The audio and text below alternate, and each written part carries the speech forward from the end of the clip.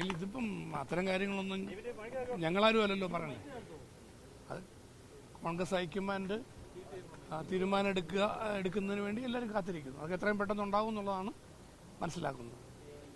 ഞാനൊരു സൗഹൃദ സംഭാഷണത്തിന് മാത്രം വേണ്ടി വന്നാണ് പ്രതിപക്ഷ നേതാവുമായിട്ട് ഒന്ന് കണ്ട് സ്നേഹപൂർവ്വം ഒരു വർത്തമാനം പറഞ്ഞു എന്നുള്ള അല്ലാതെ മറ്റു കാര്യങ്ങളൊന്നുമില്ല. അതുകൊണ്ട് ഇപ്പോൾ ഒന്നും പ്രത്യേകിച്ച് പറയാനില്ല. അല്ല, വൈകുന്നില്ലല്ലോ, വളരെ സ്പീഡിൽ പോയിക്കൊണ്ടിരിക്കുകയല്ലേ, വളരെ സ്പീഡിൽ പോയിക്കൊണ്ടിരിക്കുക. ഇന്നലെ അവരൊന്ന് എല്ലാ കാര്യങ്ങളും രേഖപ്പെടുത്തി അതിനുശേഷം ഡൽഹിയിൽ എത്തിയുള്ള അവരെത്താനുള്ള സമയം വേണ്ടേ, എത്തി ബാക്കി കാര്യങ്ങളുള്ള പാർട്ടി നിലപാടുകൾ party chairman P Joseph sir വ്യക്തമാക്കിയിട്ടുണ്ടല്ലോ. അല്ല, ഞങ്ങളെല്ലാവരും ടീം UDF ആണ്. ടീം UDF ആ നിലത്തിന് മുന്നോട്ട് പോകും.